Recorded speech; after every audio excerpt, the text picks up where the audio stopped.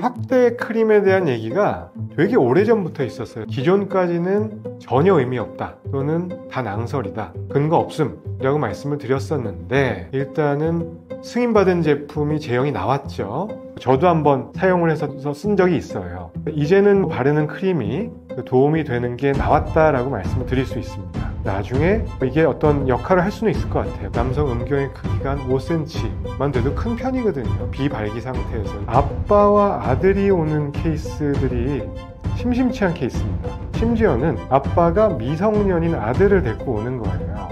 느낌 전달이 조금 더 떨어질 수가 있습니다. 오히려 확대 수술하게 되면은 조루 증상의 개선 효과를 볼 수는 있을지언정, 발기력이 떨어지는 분들께서는 섣불리 수술했다가는 발기가 더 안 될 수도 있습니다. 만약에 내가 발기력이 좀 안 좋은 것 같다 또는 걱정이 되게 많은 편이다, 수술은 하고 싶은데 또 반면에 부작용이나 우려되는 게 난 너무 신경이 쓰인다, 그럴 때는 안녕하세요. 저는 비뇨의학과 의사 장진석입니다. 닥터곰의 비뇨의학이라고 하는 유튜브 채널을 통해서 시청자 여러분들과 소통을 하고 있고요. 비뇨의학과 전문의이 된 지 15년, 그리고 잠실에서 한 군데에서 개원을 해서 많은 환자분들을 뵙고 있습니다. 주로 보는 질환은 남성 수술, 남성 갱년기 치료 이런 것도 하지만 보통은 질환 때문에 오시는 분들이 사실 더 많기는 합니다.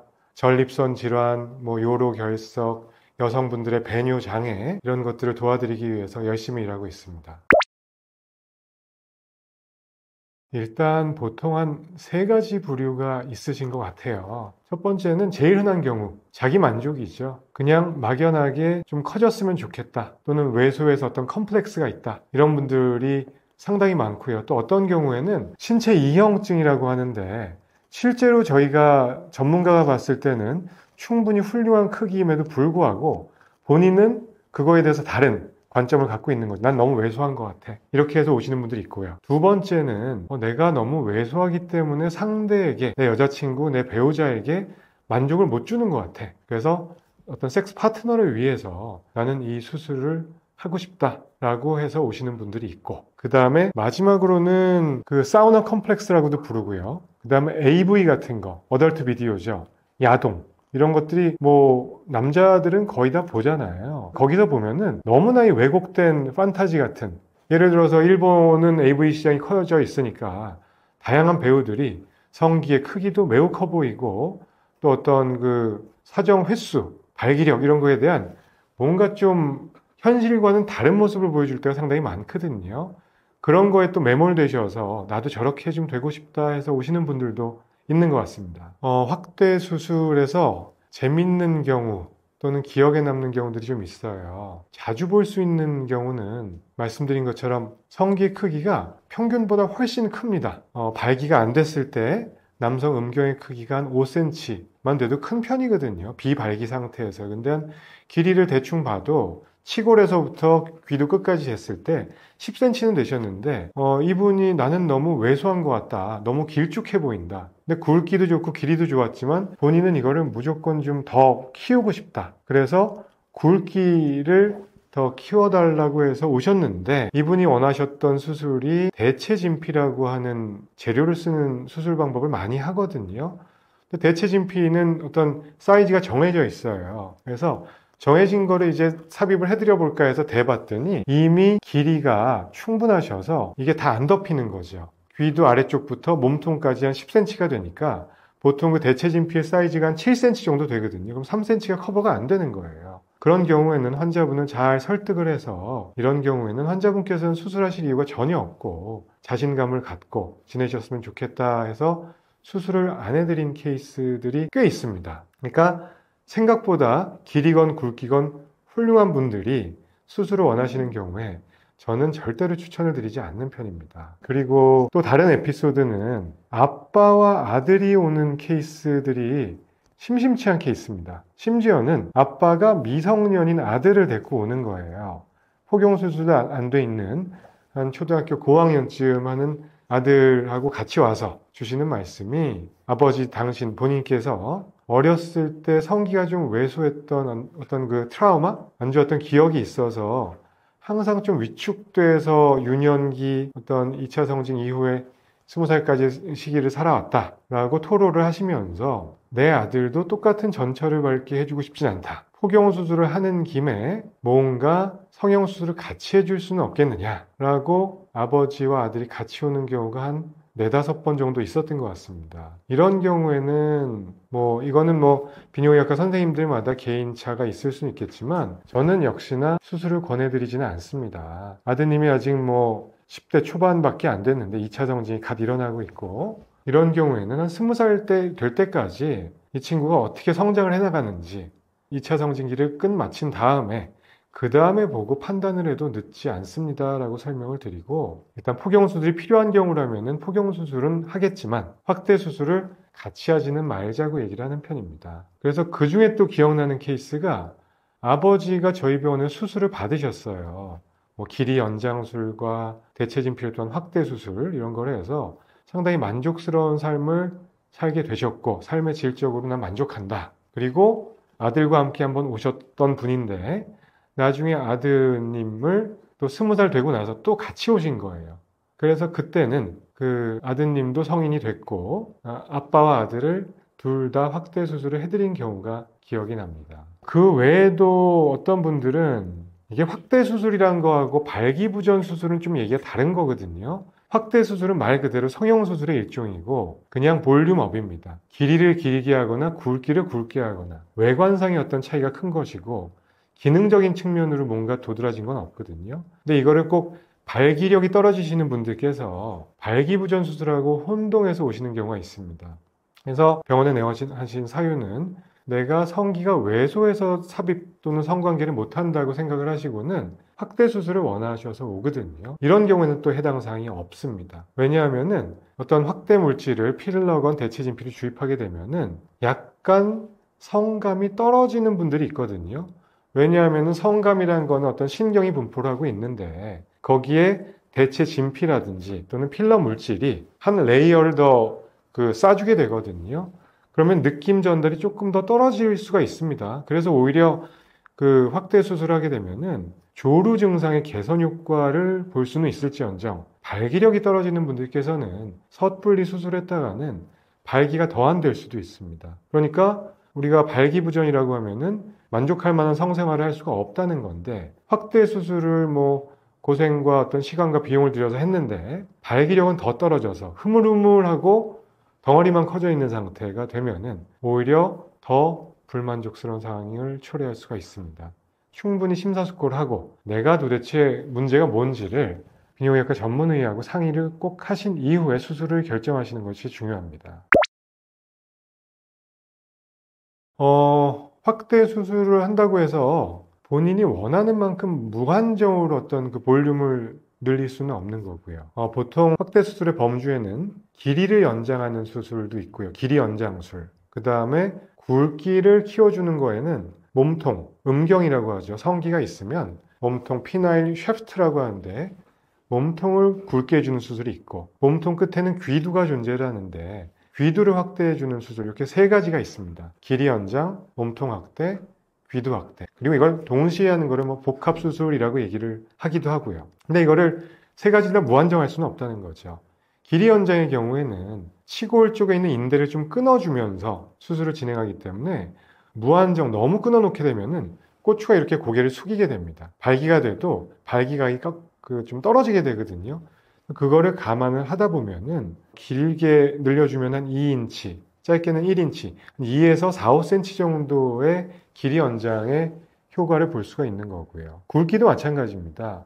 너무 굵게 해주면은 모양새가 보기도 좋지 않을 뿐더러 그리고 대체 진피라고 하는 어떤 재료 머테리얼을 사용하는 경우에는 또 확대 효과가 딱 제한되어 있습니다. 대체 진피가 제조가 돼서 나오는 거기 때문에 약간 두께가 한 4, 5mm 정도, 그 다음에 7 곱하기 4cm 정도의 명함만한 어떤 가로 세로 크기에 두께는 한 5mm 정도의 이거를 감싸주는 거거든요. 그러니까 그거에 의한 확대 효과는 거의 정해져 있겠죠. 반면에 필러를 주입하는 경우에는 비교적 확대 효과를 더 볼 수는 있는데 이 경우에도 너무 많은 양을 주입하다 보면은 한쪽으로 필러가 쏠림 효과가 있을 수도 있고 비대칭이 될 수도 있고 보기가 일단 안 좋을 수가 있습니다. 이런 것들 역시 너무 무리하지 않고 수술하는 것이 중요하다고 생각을 합니다. 우리가 논하는 확대 수술의 경우에는 성형수술의 일종이고 이 수술을 받으시려고 하는 이유가 그래서 제일 중요한 거예요. 이거는 뭐 이쁘게 하고 뭐 모양을 심미적인 효과보다는 확대 효과가 제일 큰 거거든요. 그랬을 때 이 환자분의 성감이 원래 괜찮은지, 발기력은 괜찮은지, 조루 증상은 없는지, 혹은 반대로 지루증 같은 답 없는 상황은 없는지 이런 것들을 충분히 확인을 해야 됩니다. 그 이후에 수술을 결정을 해야 만족스러운 그 확대 수술의 효과를 얻을 수가 있고요. 그래서 저는 되게 보수적으로 접근을 해서 환자분들 셀렉션을 할 때 이분은 수술을 진행합니다, 안 합니다를 결정할 때 만족도가 높을 거라고 예상되는 분들만 선별적으로 합니다. 마구잡이로 했을 때는 나중에 시술을 시행한 의사도 힘들고 환자분들도 불만이 계속 쌓이실 수밖에 없어요. 그래서 만약에 내가 발기력이 좀 안 좋은 것 같다, 또는 걱정이 되게 많은 편이다, 수술은 하고 싶은데 또 반면에 부작용이나 우려되는 게 난 너무 신경이 쓰인다, 그럴 때는 웬만하면 안 하시는 게 좋아요. 그래서 시술 후에는 지켜야 될 사항도 꽤 많고, 이게 이 성기라는 거는 늘상 사용을 하는 장기잖아요. 섹스할 때도 쓸 수가 있고 또 뭐 배뇨를 할 때도 꽂히는 쓰임이 있는 거기 때문에 그냥 우리가 어떤 눈, 코, 입 이런데 외관상 보여지는 것만 중요한 게 아니라 오히려 여기는 외관상 바로 드러나는 부위는 아니지만 쓰임새가 중요하기 때문에 어떤 기능과 심리적인 요인을 잘 판단을 하고 진행을 해야 됩니다. 그래서 성감이 난 지금도 조금 문제가 있는 것 같다 하시는 분들은 절대로 추천하지 않습니다. 다만 나는 발기력도 좋고 자신감도 충만해 있고 다 좋은데 오로지 꼬추만 좀 작은 것 같다, 그리고 저희가 진찰을 했을 때 평균치보다 조금 작다, 그런 분들은 만족도가 좋을 수밖에 없어요. 10cm인 분들을 뭐 확대를 해서 뭐 12cm를 만들리는 것보다 발기 안 됐을 때 3cm인 분들을 길이를 한 7, 8cm를 만들어 드린다든지 아주 가는 사람들을 굵게 해드리는 게 만족도가 좋겠지, 원래도 굵은데 한 10% 정도의 굵기를 더 키워드리는 것들은 별로 태도 안 나고 만족도 면에서도 떨어질 수밖에 없다고 생각을 합니다. 일단 비뇨의학과에서 진행을 하는 수술들을 한번 열거해 드려 볼게요. 이게 어떤 질환에 대한 뭐 비뇨기과 암 수술 이런 것도 있을 거고요. 당연히 대학병원에서 주로 진행을 하겠죠. 저희가 하는 수술 중에는 암은 아니지만 뭐 요로 결석에 대한 응급 상황이 있으면은 뭐 체외 충격파 쇠석술, 내시경 수술 이런 것들을 할 수가 있고, 또 남자한테는 전립선이라는 장기가 있어서 암 외에도 전립선 비대증 때문에 고생을 하시는 중년 이상, 50대 이상의 남성에서는 비대증 수술이 있고요. 여성분들의 경우에는 소변이 막히는 경우는 별로 없지만 출산 이후에 요실금 같은 게 흔하기 때문에 요실금, 괄약근을 좀 오므려 드리는 수술을 하는 경우가 있습니다. 이런 것들은 비뇨의학과 질환에 해당하는 수술들이 될 거예요. 대개는 건강보험의 범주에 들어가고 의료보험 혜택을 받을 수가 있고요. 그 다음에 남성 확대 수술이라든지 발기부전 수술, 그 다음에 제일 많이 하는 거는 역시나 성인 남성에서의 정관 수술, 임신을 중단, 그만하기 위한 피임 목적으로 하는 남성 수술 중에 정관 수술이 있겠고요. 그 다음에 어떤 위생적인 측면 때문에 하는 포경 수술이 있겠죠. 예전에는 뭐 어린이들, 청소년기에 주로 했는데 요즘은 초등학생, 중학교 때 뭐 많이들 안 하는 게 추세처럼 되다 보니까 오히려 이게 20살 됐을 때 문제가 돼서 성인 포경 수술이 많이 늘어나고 있는 상태입니다. 정리를 해보면 포경 수술이 있고 정관 수술이 있고 확대 수술, 확대 수술에는 길이 연장술, 그 다음에 음경, 몸통 확대술, 귀두 확대술 이런 게 있고요. 그 다음에 발기부전 수술이라는 게 따로 있죠. 발기부전 수술은 스스로 발기가 안 되는 발기부전으로 진단이 되셨는데 약을 써도 해결이 안 되고 주사 치료도 도움이 안 되는 경우에 맨 마지막 최후의 보루 같은 수단입니다. 간단하게 말씀을 드리면 음경에다가 인위적인 구조물을 넣어서 심지를 박아두는 거죠. 고추 양쪽에다가 길쭉한 막대기 같은 거를 심어주고 임플란트를, 이걸 통해서 어떤 경우에는 그 굴곡형 보형물, 철심 같은 걸 박아놓고 구부렸다, 쓰임새 있을 땐 폈다 이렇게 하는 고전적인 치료 수술 방법이 있었고요. 요즘에는 뭐 펌프가 들어있어서 저장 탱크에 물이 들어있다가 펌프를 누르면 씩 하고 그 음경 해면체 쪽에 그 실린더에 물이 차면서 인공적으로 발기를 유발시켜서 성생활을 할 수 있게 해주는 수술이 있습니다. 이런 것들을 통칭해서 발기부전 임플란트 수술법이라고 합니다. 음경 확대술하고는 약간 개념이 다른 거죠. 확대술은 오로지 크기를 키워주는 거, 발기력이 괜찮은 사람들한테 주로 권하게 되는 거고요.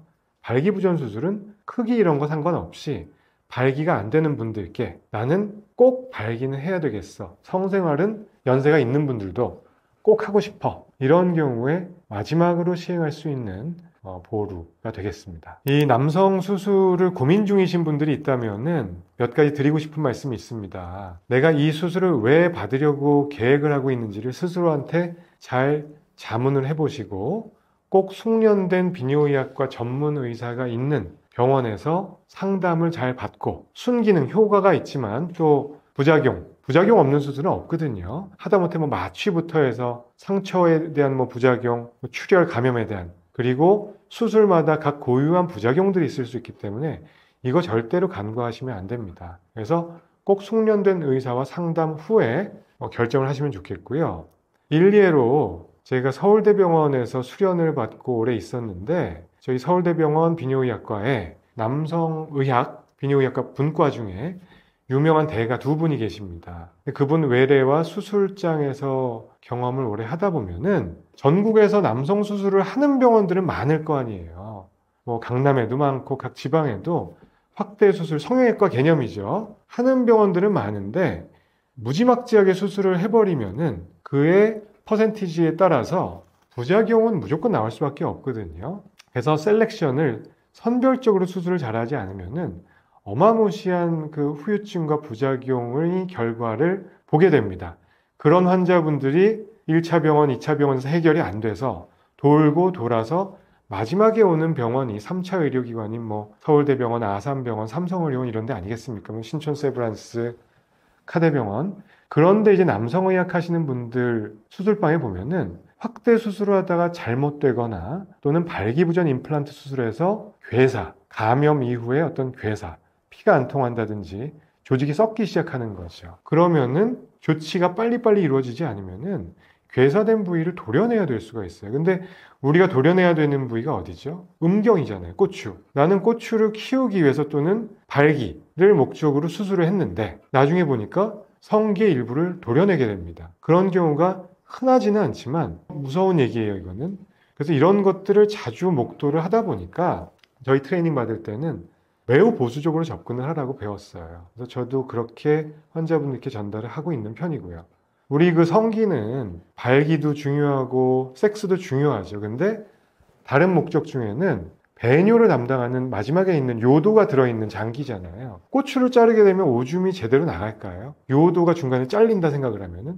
그리고 귀두 쪽을 날리게 되면은 뭔가 강아지 음경처럼 그 뭉툭한 보신 적 없는 사우나탕에서 그런 모습의 음경이 될 수도 있어요. 그러면 정말로 소탐대시라는 거죠. 물론 확률은 낮은 편이지만 항상 확대 수술, 발기부전 수술할 때는 안전 제일입니다. 그래서 저는 혹시나 어떤 감염병의 우려가 있거나 당뇨 조절이 안 되거나 술, 담배를 많이 하시거나 이런 분들께는 웬만하면 권하지 않고 가급적 심사숙고해서 수술 여부를 결정하시라고 꼭 추천을 드리는 편입니다. 확대 크림은 이게 확대 크림에 대한 얘기가 되게 오래전부터 있었어요. 사실은 출처와 어떤 근거 없는 확대에 도움된다고 하는 자극을 줄 수 있는 크림들이 있었다고 알려져 있는데 기존까지는 전혀 의미 없다 또는 다 낭설이다, 근거 없음이라고 말씀을 드렸었는데 일단은 승인받은 제품이 제형이 나왔죠. 상품명이 아마 이록선, 에록선 같은 유럽에서 영국에서 아마 나온 제품일 거고 2023년도쯤에 미국에서도 FDA 승인을 받았어요. 의료기기로 허가를 받았고 또 의사 처방전 없이 그 드럭스토어에서 그냥 살 수 있는 걸로 알고 있습니다. 물론 국내에서는 아직 시판 허가를 받지 못했기 때문에 직접 처방을 하거나 권하거나 일반적인 온라인 스토어에서 판매는 안 되는 것으로 불법인 것으로 알고 있습니다. KFDA 승인이 안 났기 때문에. 물론 해외에서 직구를 하신다든지 구매해서 들어오시는 분들이 있고 저도 한번 사용을 해서 뜯어보면서 쓴 적이 있어요. 그래서 이제는 바르는 크림이 도움이 되는 게 나왔다라고 말씀을 드릴 수 있습니다. 근데 논문도 제가 체크를 해봤고 실제 사용도 해봤고 주변 지인들 중에 유럽이나 미국에서 생활하시는 분들 사용 후기도 개인적으로 나눠봤을 때 생각보다 큰 기대하시면 안 될 것 같아요. 논문에서는 한 60% 정도에서 효과를 본다라고 나와 있습니다. 근데 문제는 어떤 치료 사용 시판 후 성적 조사를 해보면은 극과 극인 것 같아요. 효과가 좋다는 분들도 한 부류가 있고 그 이상으로 또 전혀 효과 없다는 분들도 있거든요. 그래서 이게 저도 한 4번 정도 스스로 셀프 테스트를 해본 적이 있는데 이게 약간 그 작용 기전이 예전에 있던 그 경구, 발기약제나 주사약제하고는 좀 다를 거예요.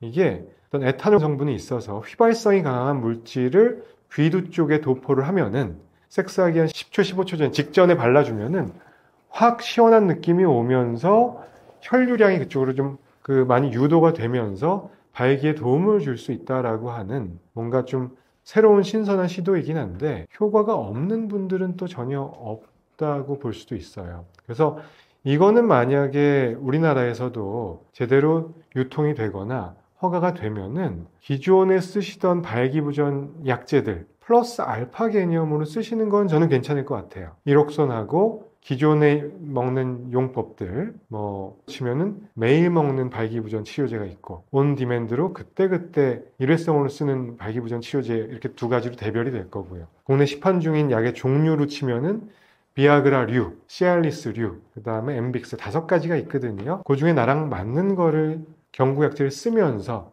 플러스 알파 개념으로 이록선 같은 계열의 외용제를 쓰면은 괜찮지 않을까. 그래서 플라시보 효과, 약간 시민성 발기부전이 있는 분들은 이록선을 또는 경구 발기부전 약제도 내가 주머니에만 갖고 있어도 도움된다고 하는 분들 꽤 있습니다. 실제로. 그래서 그런 것들을 따져봤을 때 나중에 이게 어떤 역할을 할 수는 있을 것 같아요. 근데 이게 그 경구 발기부전 치료제를 풀리 대체할 수 있을지는 미지수라고 생각을 합니다. 그리고 아직은 국내에서 이게 제대로 연구된 바가 없고 많은 환자분들이 경험을 하신 게 아니기 때문에 좀 지켜봐야 되지 않을까 싶습니다. 그리고 부작용으로 생각보다 많이 호소하시는 게 이게 그 이록선이 시판됐을 때는 이게 대단한 어떤 그 의약품 제제 성분이 들어있지 않기 때문에 별 인체에 해로울 것이 없다라고 나오긴 했지만 생각보다 에탄올과 글리세린 이런 것들이 합성물이거든요, 그냥. 이로 인해서 피부 자극 증상이 되게 심하게 온다는 분들이 있어요. 10초 전에 발랐는데 막 버닝 센스 같은 게 있어서 막 타들어가는 느낌, 되게 안 좋은 느낌, 그리고 이게 또 여성한테 전달될 수 있잖아요. 전달되면은 상대가 느끼게 되는 불쾌감. 그래서 이 성생활을 즐겁자고 하는 건데, 이록선 때문에 따가움, 피부 발적, 그리고 또 상대방에게 질 안쪽에 불쾌감, 이런 게 온 경우 사례들이 꽤 있는 것 같아요. 그래서 이런 것들은 참고를 해봐야 될 것 같습니다. 저는 되게 그 타겟층을 어떻게 하면 좁힐까? 그러니까 그 말씀은 확대 수술을 무조건 환자분께 권유하는 스타일이 저는 아닙니다. 사실은 이렇게 얘기를 드리는 이유는 저는 일단 진료, 비뇨의학 질환을 많이 보기도 해서 환자분들의 만족도를 계속 살피는 편이거든요.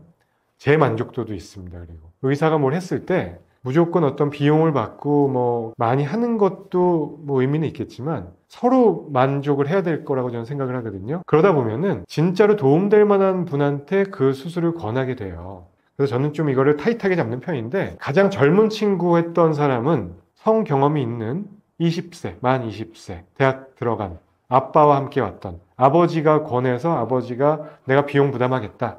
그리고 아드님도 성경험이 있었어요. 성경험이 있고 포경수술은 한 중학교 때인가 했는데 그 이후에도 뭔가 조금 왜소하고 2차 정진이 다 끝났음에도 불구하고 난 좀 이게 컴플렉스가 있는 것 같다. 또 아버님이 워낙에 좀 권하셔서 오신 것도 있겠죠. 그래서 부자와 수술할 저와 3명이서 이제 같이 상담을 한 다음에 아버지가 저한테 수술을 받고 만족을 하고 있었던 분이라서 아드님도 데리고 오신 케이스였거든요. 그래서 해드린 적이 있고요. 그래서 그 외에는 저는 웬만하면 한 20대 후반, 30대 또는 기혼자들 수술을 많이 권하는 편입니다. 성 경험도 많이 해본 분들한테 주로 권하는 편이에요. 그래서 만약에 나는 아예 성생활에 대한 경험도 없고 자위 경험밖에 없는데 그러면 내가 어떤 발기력이라든지 느낌이라든지 성감이라는 것들을 충분히 모를 수도 있잖아요. 그런 경우에 수술을 진행하면은 내가 뭐 만약에 성관계를 수술을 하게 됐는데 잘 안 되는 것 같아. 또는 뭐 성감이 없는 것 같아. 떨어지는 것 같아. 지루 증상이 온 것 같아. 이랬을 때 이게 수술 때문에 이런 후유증이 생겼다고 오인을 하시는 게 저는 싫거든요. 그래서 충분히 내 발기력과 성감 같은 거를 확인을 하신 이후에 수술을 진행하는 편입니다. 그리고 제일 고령자 80대에서 수술해 본 적이 있어요. 저는 역시나 70대 정도까지만 보통 수술을 하고 70대, 80대 환자분들께는 그렇게 권하지를 않거든요. 왜냐하면은 사람은 나이가 들어갈수록 키도 좀 줄어듭니다. 근육량도 빠지고요.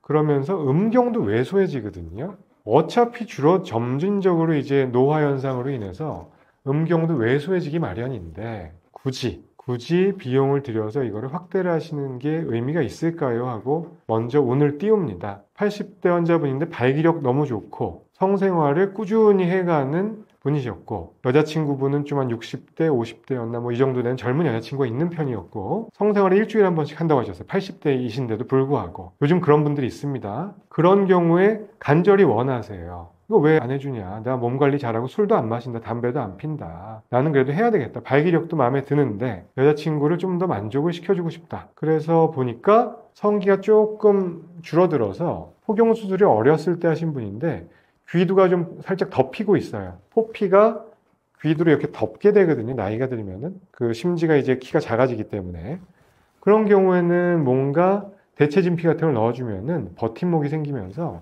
그 피부가 남는 약간 리던던트한 스킨이 이렇게 펴지는 효과가 있습니다. 그럴 때 해드린 적이 있어요. 80대 중반 정도 됐을 거예요. 그것도 한 10년 전이었는데 근데 상당히 만족도가 좋았어요. 그리고 그분은 요즘도 저희 병원에 오셔서 뭐 이제는 뭐 그 수술하고 나서는 더 그거에 대해서 신경 쓸 거 없으니까 발기약만 타가세요. 아주 건강하게 90대가 돼서도 성생활을 잘 유지하시는 분들이 있어요. 흔한 건 아니지만 그건 뭐 그분의 복인 거죠. 건강 체질이신 거고 그래서 그런 경우가 있었습니다. 매독은 참 오래된 성병입니다. 매독하고 임질은 성병이라고 하는 질병의 역사하고 거의 괴를 같이 한다 보면 됩니다. 한때 거의 박멸 수준까지 그 유병률이 떨어졌다가 매독의 시대는 끝났다 이랬다가 최근 들어서 다시 막 사회적으로 문제가 대두되고 있고 이슈화 되고 있는데요. 일단 매독의 대략적인 역사를 생각해 보면은 콜럼버스가 미국 신대륙을 발견했을 때, 뭐 1492년이죠. 15세기 말쯤에 그 시점쯤에 유럽에서 대유행을 했다고 해요. 유럽에서. 그러니까 사람들은 이게 뭐 신대륙에서 넘어온 병이다, 뭐 아니면 또 유럽에 원래 있었던 게 창궐을 했다, 뭐 의견은 분분한데 정확히 알 수는 없겠지만 아무튼 15세기 말, 16세기쯤에 대유행의 시기를 겪게 되고 이로 인해서 사망까지 이르는 아주 사회적인 이슈가 됐던 병이죠. 그래서 이때 16세기 초에 치료법이 없으니까 문헌에도 나와 있는데 수은으로 치료를 했다고 해요. 수은. 우리가 아는 중금속, 수은.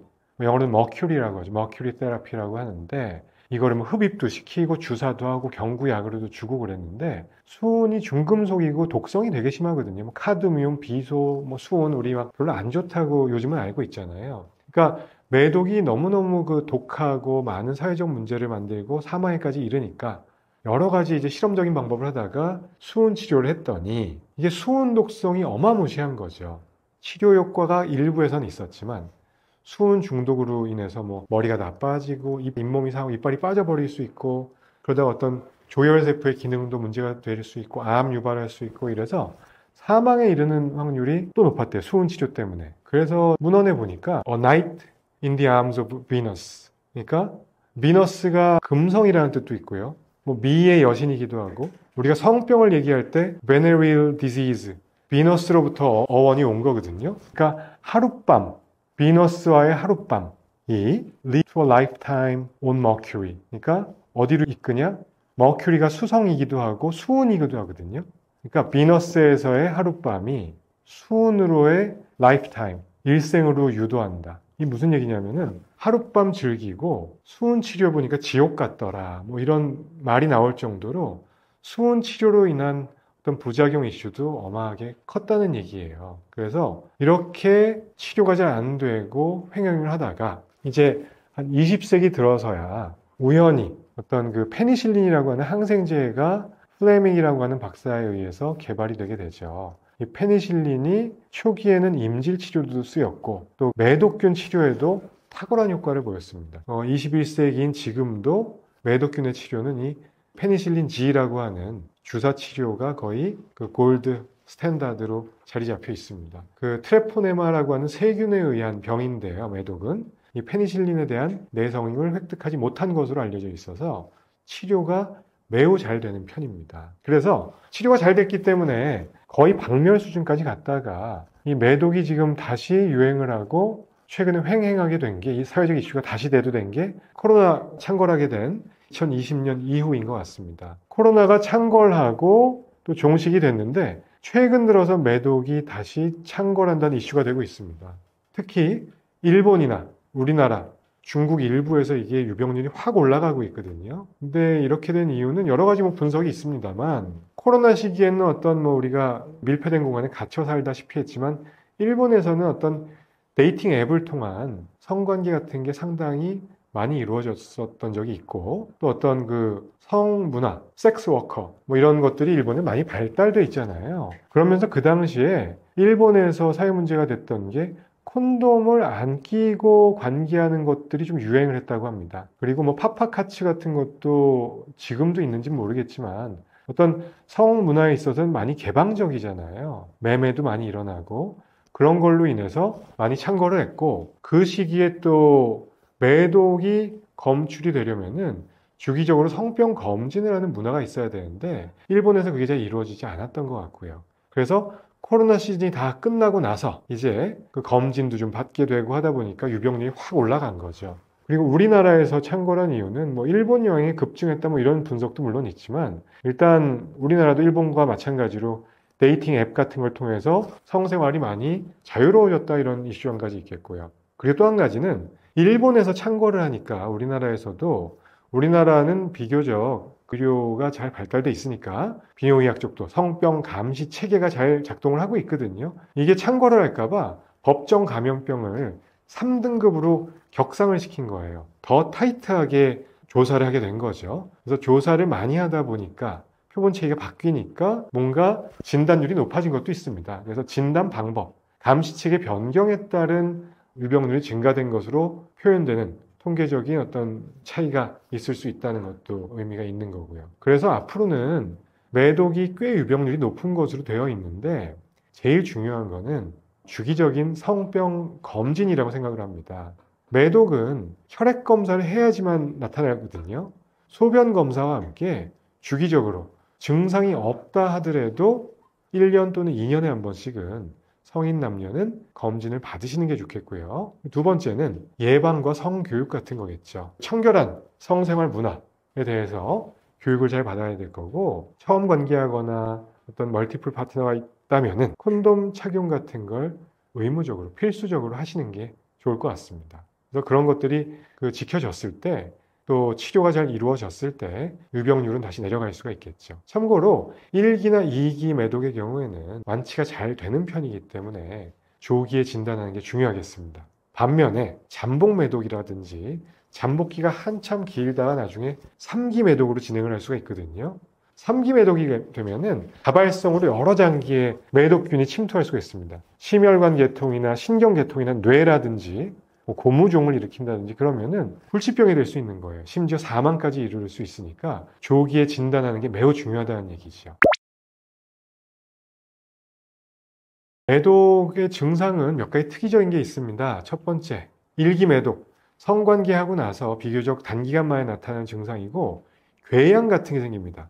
궤양이라고 하면은 움푹 파인 병변이 주로 잘 생기는 위치가 생식기 주변, 남자의 경우 음경, 음부, 항문 쪽, 요 동네에 잘 생기고 여성의 경우에는 역시나 음부, 질, 자궁, 경부, 그쪽에 항문까지 해서 잘 생기게 되고 약간 취약한 점막 장기들이 점막 위치가 있거든요. 그게 이 생식기 쪽에 어떤 점막 쪽하고 구강 점막에도 잘 생깁니다. 그래서 매독균은 일반적으로 스킨 투 스킨, 접촉으로 닿으면 넘어가거든요. 닿으면이라는 거는 한쪽이 원래 병변이 있었고 궤양이 있었다. 근데 섹스를 통해서 취약한 점막에 전달이 되면은, 또는 상처가 있는 그 아주 깨끗하고 인택트한 점막이 아니라 좀 취약한 점막 또는 취약한 피부에 전달이 됐을 때 침투해서 넘어가는 겁니다. 그렇게 됐을 때 일기매독의 증상은 궤양을 일으키게 되고요. 그리고 시간이 좀 경과하면은 2기로 진단이 되면은 전신에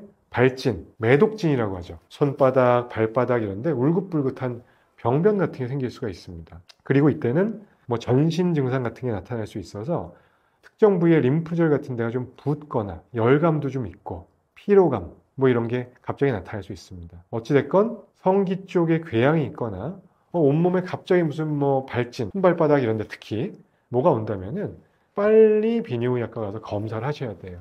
조기에 진단을 해야 큰 화를 면할 수가 있습니다.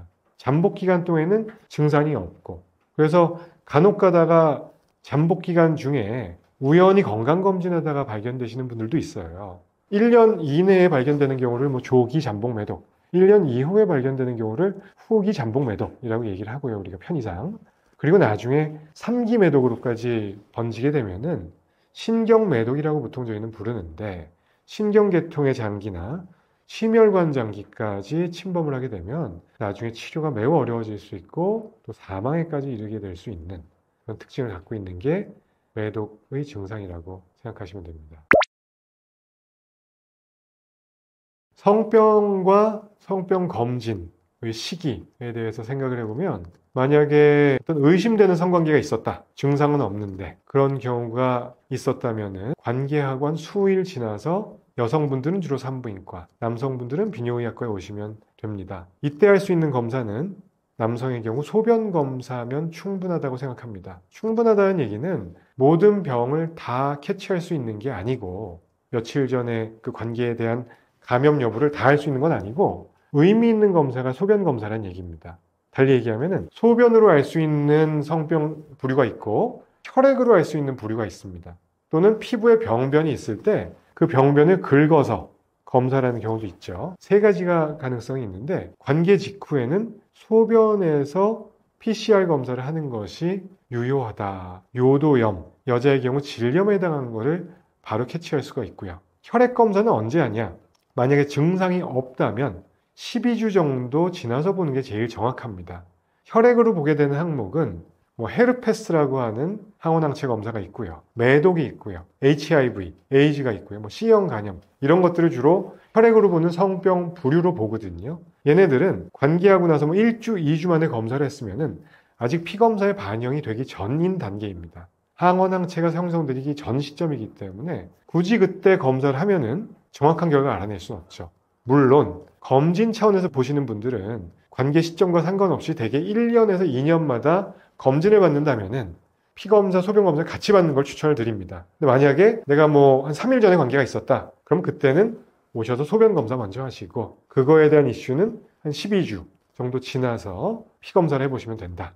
만약에 12주가 되기 전에 피부에 무슨 병변이 돋아났어요. 뭐 물이 찬 수포가 발생을 했거나, 또는 궤양, 움푹 파인 병변이 생겼거나, 또는 어떤 곤지름, 성기 사막이라고 하죠. 울퉁불퉁한 병변이 돌출됐거나, 어쨌든 간에 뭔가 없었던 게 나타났어요. 성기 귀두, 몸통, 음낭, 뭐 항문 쪽에 피부 병변이 보인다. 그때는 바로 오시는 거예요. 12주까지 기다리는 게 아니고. 그러면 와서 뭘 하냐? 그 병변을 갖고서 진단해낼 수가 있고요. 궤양도 마찬가지입니다. 움푹 파이고 고름 같은 게 자꾸 차오르는 것 같다.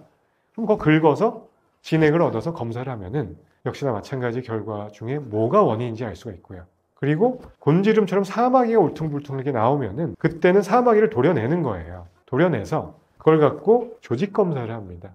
조직 검사와 그때는 우리가 HPV라고 하는 뭐 인유두종 바이러스에 대한 타이핑을 해서 성병 범주에 들어간지를 보는 거죠.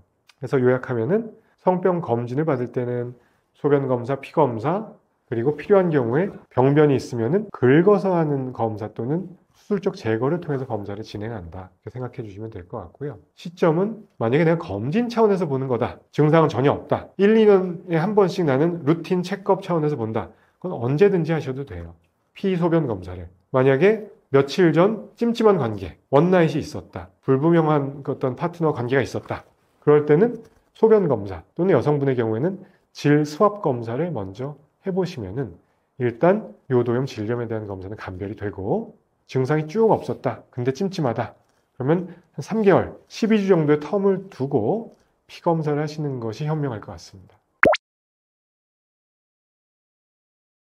그 진료를 하다 보면은 저희도 뭐 이제 비뇨기과 원장들, 의료진들끼리 논의를 하는 경우들이 있겠지만 단톡방 같은 데서요. 심심치 않게 들려오는 얘기가 남성, 여성분들이 같이 와서 좋은 모습으로 오시는 분도 있지만 어떤 소장이라든지 소송, 법적인 리걸 이슈 때문에 또는 뭐 법원 통지서, 좀 자료를 제출하라 이런 것 때문에 오시는 분들이 간혹 있습니다. 주된 이슈가 헤르페스라고 하는 질환 때문에 이런 게 얘기가 자주 나오는 것 같아요. 조심스럽긴 한데요. 남성이건 여성이건 성병이라는 거는 관계라면은 있던 사람이 상대한테 주는 거니까 남자는 뭐 이성애자라면은 남자는 언젠가 여자한테 받았을 것이고 여성은 남자한테 받고 그런 게 당연하겠죠. 근데 둘 중에 한 명이 헤르페스라는 질환을 갖고 있었어요. 헤르페스의 특성은 평소에는 증상이 없을 때는 전염성이 별로 없는데 피곤하거나 면역력이 떨어지거나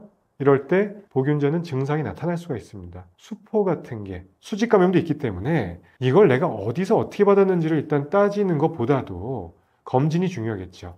헤르페스 타입 1이건 2건 보균 상태 여부는 확인을 하시는 게 좋고 내가 만약에 보균자라면 새롭게 만나게 되는 여자친구 또는 뭐 파트너분에게 얘기를 해주는 게 좋을 것 같습니다. 이거는 남자가 먼저일 수도 있고 여자가 먼저일 수도 있는데 그거 자체를 너무 얘기하는 것은 저는 애매하다고 생각하는 게 직전, 직후 검사 결과가 있진 않는 한은 이 성병 검진의 맹점은 내가 이 성병을 획득하게 된 경로, 시점 절대로 특정할 수 없습니다. 내가 너한테 받게 됐다? 이거를 명확하게 규명할 수가 없어요. 그래서 이거에 대해서 비뇨기학과 의사들도 참 그 고충을 토로하는 경우가 많습니다. 이거에 대해서 뭐 소견서를 달라? 진단서를 달라? 보통 이런 경우에 되게 팩트에 입각해서 드라이하게 얘기를 해야 되잖아요. 어떤 뭐 이럴 가능성이 있다? 뭐 누가 누구한테 준 것으로 추정된다? 웬만하면 그런 소견도 기재를 안 하려고 하죠. 아닐 수도 있기 때문에. 그래서 제일 중요한 거는 성병 검진 그리고 예방을 위해서 콘돔 착용 같은 중요하게 생각을 합니다. 멀티플 파트너 이런 관계, 신원이 확실하지 않은 분들과의 관계, 섹스 워커와의 관계 당연히 좀 지양하시는 게 좋을 거고요. 헤르페스에 대한 이슈가 요새 상당히 대두되고 있는 것은 사실입니다. 또 현장에서 많이 겪게 되는 성병 관련된 이슈, 남자의 요도염, 여성의 질염 해당하는 내용입니다. 어떤 이슈가 있냐면은 여성분들은 산부인과에서 검사를 하게 되고 남자들은 비뇨기과에서 보통 검사를 하는데 두 분의 균 검사, PCR 검사 결과가 다르게 나올 때입니다. 대개의 경우에 성병 균주가 검출된 경우라면은 일치하는 경우가 대부분이에요. 먼저 설명드릴 거는 PCR 검사라는 건 뭐냐? 소변 또는 어떤 그 질 분비물 검체에서 그거를 어떤 DNA를 3, 40만 배 증폭시켜서 보는 민감도가 매우 높은 검사법이라고 보면 됩니다. 여성의 경우에는 12가지 검사를 하게 되고요.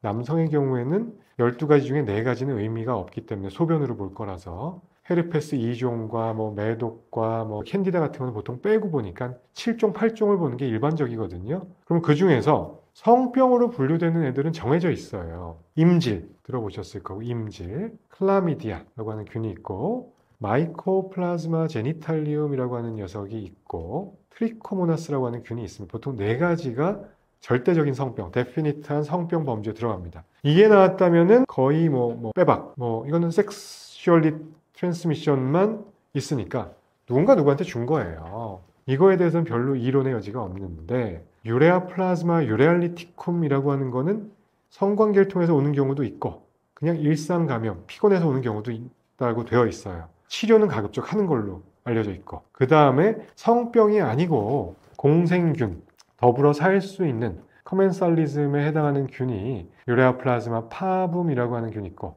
마이코플라즈마 호미니스라고 하는 균이 있고 뭐 가드넬라라고 하는 여성분들한테 많이 있는 균이 있죠. 그런 애들은 양쪽이 상이하게 나올 수가 있어요. 그러니까 특히 여성분들은 생식기가 외부에 노출이 되어 있기 때문에 이런 거에 약간 취약할 수 있습니다. vulnerable하고 캔디다나 뭐 가드넬라나 특히 유레아 플라즈마 파붐 같은 거는 항시 갖고 계신 분들도 있어요. 그런 경우에 관계를 하면은 남자들도 올 수가 있고, 물론 남자가 먼저 갖고 있는 경우도 있지만요. 이럴 때는 비뇨의학과건 산부인과건 성병이라고 얘기를 하지 않습니다. 저 같은 경우에는 증상만 없으면 굳이 치료를 권하지도 않아요. 그래서 이런 것 때문에 다투실 이유는 별로 없습니다. 증상이 만약에 주로 여성분들이 세균성 질염이 잘 오니까 가드넬라가 있는데 질염이 있고 남자친구가 검사를 했는데 가드넬라균이 나왔다. 근데 산부인과에서 치료를 권하고 증상 완화를 위해서 가드넬라 잡는 약을 쓴다면 남자의 경우에는 증상이 없다 하더라도 저도 약을 드립니다. 근데 둘 다 증상이 없다. 그러면 굳이 약을 쓰실 이유는 없다고 생각이 되고요. 물론 임신을 계획 중이시거나 하신 부부의 경우에는 좀 전에 말씀드린 공생균주들도 다 잡는 게 좋습니다. 안 그러면 유산의 위험, 조산 이런 것들, 자궁의 임신 같은 게 늘어날 수 있다고 알려져 있어서요. 그래서 그런 이슈가 있으니까 균주에 대해서 너무 민감하게 생각하지 마시고 그 PCR 검사라는 이유가 원인균을 찾아서 그에 따른 약을 쓰고 약이 다르게 치료해야 될 수도 있고 치료 안 해도 되는 균도 있고 그러니까 그걸 정리를 하자는 의미가 있는 거거든요. 그거를 잘 설명을 들으셔야 돼요. 그리고 아주 드물게 성병균주는 되게 일치한다고 그랬잖아요. 근데 한 명은 클라미디아 있고 한 명은 안 나오는 경우가 있어요. 그때는 재검을 한번 다시 해보시는 게 좋습니다. 두 분 다. 왜냐하면 드물지만 위양성 실제로는 없는데 있다고 나오는 경우는 별로 없거든요. 근데 간혹 가다가 이제 위음성의 경우가 올 수가 있습니다. 검체 오류라든지 검체를 채취한 시점이라든지 특히 남성의 경우 아침 첫 소변이나 고름이 있어서 채취한 건 모르지만 중간 소변 점심 때 와서 하거나 하면은 검체 때문에 적절한 검사가 이루어지지 않는 경우도 있기 때문에 검사가 성병균인데 불구하고 상이한 경우에는 재검을 한번 해보시는 것을 추천을 드립니다.